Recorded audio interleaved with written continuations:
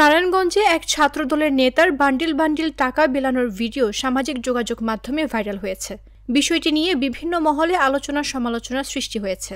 টাকা বিলি করা ওই নেতা হলেন মাসুদুর রহমান মাসুদ। তিনি রূপগঞ্জের বাসিন্দা এবং নারায়ণগঞ্জ জেলা ছাত্রদলের সাবেক সহ-সভাপতি।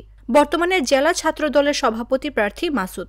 ২৭ সেকেন্ডের ওই ভিডিওতে দেখা যায় কালো পাঞ্জাবি পরিহিত মাসুদ গুনে গুনে প্রত্যেকের হাতে টাকা ধরিয়ে দিচ্ছেন। তাকে টাকা গুনতে সাহায্য করতে দেখা যাচ্ছে একজনকে। এ বিষয়ে নারায়ণগঞ্জ জেলা ছাত্রদলের সাবেক সহ-সভাপতি মাসুদুর রহমান মাসুদ জাগো নিউজকে বলেন, টাকাগুলো আমার ওয়াইফাই ও ডিশ লাইনের ব্যবসার লাভের অংশ। আমি ১৫ থেকে ১৬ বছর ধরে এই ব্যবসা করি। প্রতি বছর কর্মীদের পাঞ্জাবি কিনে দিলেও এবার সময় সুযোগ না পাওয়ায় সরাসরি টাকা তুলে দিয়েছি।